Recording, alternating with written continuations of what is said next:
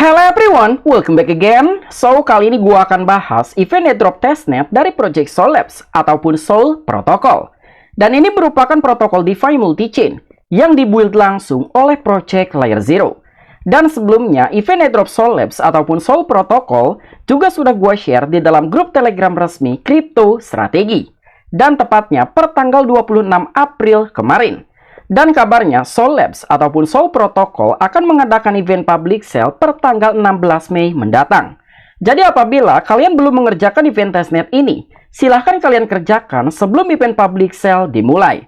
Dan dalam video ini, gue akan buatkan tutorial bagaimana cara mengerjakan event airdrop testnet dari Project Sol Labs by Layer Zero. Jadi silahkan kalian tonton video ini sampai selesai. Oke, sebelumnya kita akan bahas secara singkat tentang sisi Project Sol Labs ataupun Sol Protocol. Jadi apa itu Sol Protocol? Sol Protocol merupakan Unified Liquidity and Borrowing Power. Ataupun lebih tepatnya, Sol Protocol merupakan sebuah protokol keuangan terdesentralisasi ataupun DeFi yang menyediakan akses lancar ke liquidity di berbagai blockchain dan juga platform lending ataupun pinjaman seperti AAP dan juga compounding. Dibangun di atas protokol-protokol ini, Sol memungkinkan pengguna untuk menyediakan dan juga meminjam aset dengan fleksibilitas untuk berinteraksi dengan berbagai protokol pinjaman seperti AAP, compounding, Pendle, dan lain-lain. Dan pendekatan ini menyederhanakan pengalaman DeFi yang memungkinkan seorang user ataupun pengguna untuk meniru fungsi-fungsi platform terkemuka ini sekaligus meningkatkan kegunaan dan juga efisiensi. Tentunya untuk menyatukan liquidity yang sudah terfragmentasi. Intinya, Sol Protocol merupakan sebuah project yang kompatibel dengan protokol DeFi lending and borrowing seperti AAP, compounding, Pendle, dan banyak lagi. Jadi jika biasanya kalian lebih familiar dengan bahasa kompatibel yang lebih melekat dengan wallet Web3, misalnya MetaMask yang kompatibel dengan EVM ataupun OKX dan juga BitGet. Namun kali ini ada sebuah project yang kompatibel dengan protokol-protokol DeFi lending and borrowing. Jujur gue sangat bullish dengan project ini karena kita bisa mengakses beberapa protokol DeFi lainnya tanpa harus mengakses secara langsung ke dalam protokol tertentu. Jadi lebih kurangnya seperti itulah sedikit gambaran singkat tentang Project Sol Protocol. Kemudian berbicara total funding, Layer Zero merupakan salah satu project yang memiliki funding sangat besar. Jadi total funding yang dimiliki Project Layer Zero sekitar 318,33 jutaan US dollar.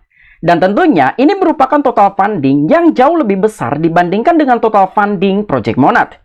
Jadi menurut gua, event airdrop testnet Sol Protocol merupakan salah satu event airdrop testnet yang worth it digarap.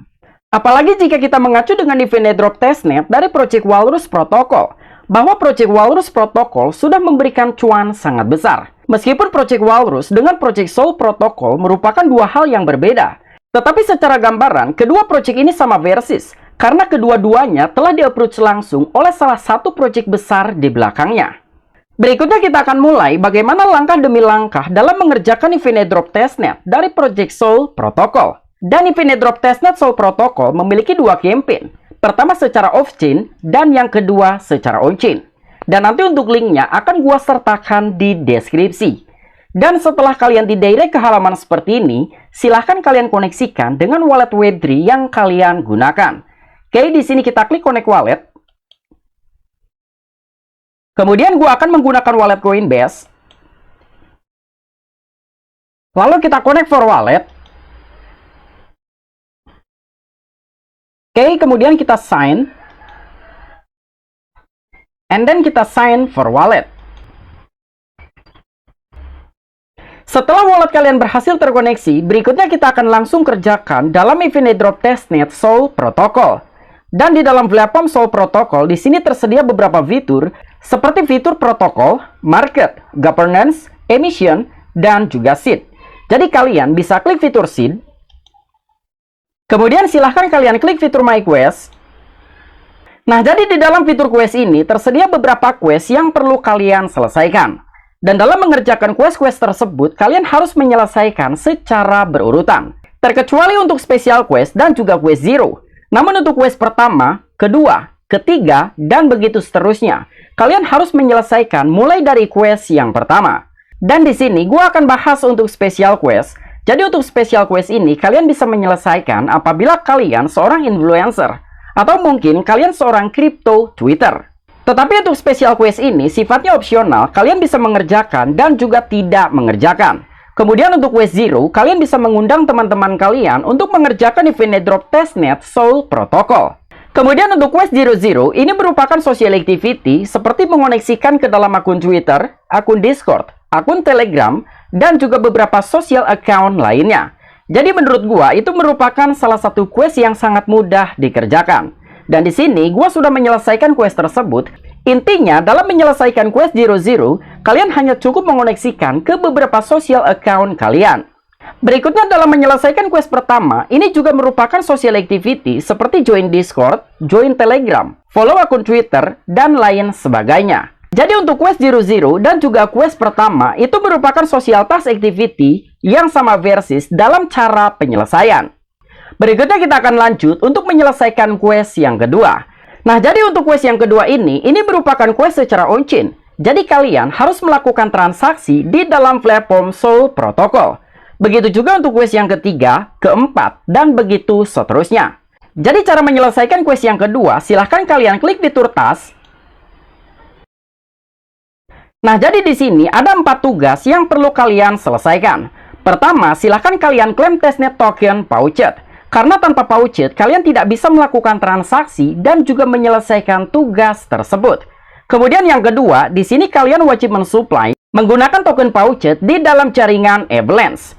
Kemudian untuk tugas yang ketiga, kalian juga harus mensupply menggunakan token Pouched di dalam jaringan Ethereum Sepolia. Dan yang terakhir, kalian harus mengkolateralkan dari berbagai aset, terutama di dalam jaringan Avalanche. Jadi untuk tugas yang kedua, seperti mensupply dari token Pouched menggunakan jaringan Avalanche, gua sudah menyelesaikannya. Dan di sini gua akan contohkan untuk menyelesaikan tugas yang ketiga dari quest yang kedua dengan mensupply token Pouched menggunakan jaringan Ethereum Sepolia. Dan cara mengerjakannya, silahkan kalian klik Access App. Setelah kalian didirect ke dalam platform Soul Protocol, berikutnya silahkan kalian klik fitur Supply. Dan di sini tersedia beberapa aset, namun yang perlu kalian perhatikan bahwa dalam tugas tersebut, kalian harus mensupply token di dalam jaringan Ethereum Sepolia. Jadi di sini, kalian pastikan bahwa token yang akan kalian supply berada di dalam jaringan Ethereum Sepolia. Jadi di sini gua akan pilih Ethereum. Kemudian silahkan kalian masukkan sejumlah aset. Semisal di sini, gua akan mensupply sejumlah 0,001 koin Ethereum. Oke, kemudian kita supply. Berikutnya silahkan kalian confirm for wallet. Dan silahkan kalian tunggu sampai dengan proses transaksi selesai. Nah, jadi kita baru saja berhasil untuk melakukan supply dalam bentuk koin Ethereum di dalam jaringan Ethereum Sepolia. Setelah transaksi selesai, berikutnya silahkan kalian back to task untuk melakukan verify. Oke, di sini kita klik verify. Nah, jadi kita baru saja berhasil dalam menyelesaikan quest yang kedua dari poin ketiga. Berikutnya kita akan selesaikan untuk quest yang kedua dari poin yang keempat. Jadi di sini kalian harus mengkolateralkan aset di dalam blockchain Avalanche. Kemudian kita klik fitur Access App. Setelah kalian didirect ke dalam platform Soul Protocol, berikutnya silahkan kalian kolateralkan aset di dalam blockchain Avalanche. Jadi silahkan kalian pilih blockchain Avalanche. Berikutnya silahkan kalian klik fitur kolateral. Di sini gua akan menggunakan maksimum. Kemudian kita switch chain. Berhubung prosesnya agak sedikit lama, jadi intinya cara mengkolateralkan aset. Silahkan kalian tentukan aset, kemudian kalian tentukan jaringan. Berikutnya silahkan kalian pilih menu kolateral, lalu silahkan kalian masukkan sejumlah aset, dan silahkan kalian klik add kolateral. Berikutnya silahkan kalian confirm for wallet. Jadi lebih kurangnya seperti itu cara menyelesaikan tugas dalam mengkolateralkan aset tersebut. Berikutnya silahkan kalian back to task untuk melakukan verify. Oke, jadi silahkan kalian klik verify apabila kalian sudah menyelesaikan tugas tersebut. Kemudian kita akan lanjut untuk menyelesaikan quest yang ketiga. Oke, jadi silahkan kalian scroll down. Namun untuk quest yang ketiga ini, kalian wajib melakukan lending and borrowing di dalam jaringan Arbitrum Sepolia dan juga Optimism Sepolia. Kemudian untuk quest yang keempat, kalian wajib melakukan borrow ataupun meminjam dari berbagai blockchain. Semisal kalian sebelumnya mensupply dari koin Ethereum di dalam jaringan Ethereum Sepolia, tetapi kalian harus melakukan borrow ataupun peminjaman dari koin Avalanche di dalam jaringan Avalanche atau dari altcoins apapun di jaringan manapun. Begitu juga dengan quest yang kelima, ini merupakan quest cruise chain hampir sama versi seperti quest yang keempat. Kemudian untuk quest yang keenam, kalian harus melakukan penarikan ataupun withdrawal dari berbagai aset ataupun altcoins di dalam jaringan Ethereum Sepolia dan juga Arbitrum Sepolia. Berhubung gua belum menyelesaikan quest yang kedua dari poin yang keempat, jadi gua belum bisa menyelesaikan quest ketiga, quest keempat, quest kelima, dan juga quest yang keenam. Namun di sini gua akan memberikan contoh bagaimana cara melakukan peminjaman ataupun transaksi borrowing. Jadi silahkan kalian back to platform. Berikutnya silahkan kalian klik fitur borrow. Berikutnya silahkan kalian tentukan jenis aset, semisal kalian ingin meminjam stablecoin USDC atau mungkin Bitcoin dan bahkan wrap Bitcoin sekalipun. Semisal di sini kalian akan meminjam wrap Bitcoin. Berikutnya silahkan kalian masukkan sejumlah aset. Setelah kalian memasukkan sejumlah aset, berikutnya silahkan kalian klik borrow, lalu silahkan kalian confirm for wallet. Setelah proses transaksi selesai, berikutnya silahkan kalian back to task untuk melakukan verify. Kemudian bagaimana cara melakukan transaksi penarikan ataupun withdrawal? Jadi silahkan kalian klik fitur supply. Berikutnya silahkan kalian tentukan jenis aset, semisal kalian ingin menarik koin Ethereum, jadi kalian pilih Ethereum. Berikutnya silahkan kalian klik fitur withdrawal, lalu silahkan kalian masukkan sejumlah aset. Berikutnya silahkan kalian klik withdraw, lalu silahkan kalian confirm for wallet. Setelah kalian berhasil melakukan transaksi penarikan ataupun withdrawal, berikutnya silahkan kalian back to task untuk melakukan verify. Jadi lebih kurangnya seperti itu cara melakukan transaksi lending and borrowing di dalam platform Sol Protocol. Jadi silahkan kalian selesaikan semua quest yang sudah disediakan. Dan intinya pada saat kalian mau mengerjakan tugas, silahkan kalian perhatikan dalam sebuah pertanyaan, kira-kira kalian harus melakukan transaksi apa? Apakah kalian diwajibkan melakukan transaksi supply ataupun lending, borrowing ataupun peminjaman, withdrawal ataupun penarikan, dan juga collateral ataupun menjaminkan. Karena dari setiap tugas yang kalian selesaikan, maka kalian berhak untuk menerima sebuah points. Dan poin-poin tertentu menentukan sebuah reward ataupun insentif di masa mendatang. Oke, mungkin itu aja tutorial yang bisa gua sampaikan dalam mengerjakan event airdrop testnet dari Project Sol Protocol yang merupakan platform lending and borrowing multi-chain.